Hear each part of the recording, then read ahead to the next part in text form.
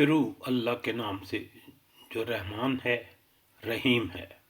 یاد کرو جب موسیٰ علیہ السلام نے اپنی قوم کے لیے پانی کی دعا کی تو ہم نے کہا فلاں چٹان پر اپنا عصا مارو، چنانچہ اس سے 12 چشمے پھوٹ نکلے، اور ہر قبیلے نے جان لیا کہ اس کے پانی پینے کی جگہ کون سی ہے۔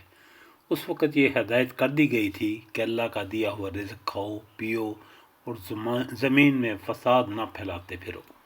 پھر یاد کرو جب تم نے کہا تھا کہ اے موسیٰ علیہ السلام، ہم ایک ہی طرح کے کھانے پر صبر نہیں کر سکتے، اپنے رب سے دعا کرو کہ ہمارے لیے زمین کی پیداوار، ساگ، ترکاری، گیہوں، لہسن، پیاز، دال وغیرہ پیدا کرے۔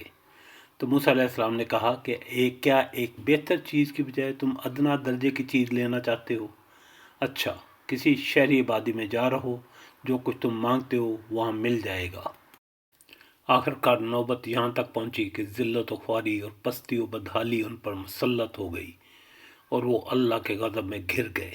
یہ نتیجہ تھا اس کا کہ وہ اللہ کی آیات سے کفر کرنے لگے اور پیغمبروں کو ناحق قتل کرنے لگے۔ یہ نتیجہ تھا ان کی نافرمانیوں کا اور اس بات کا کہ وہ حدود شرع سے نکل جاتے تھے۔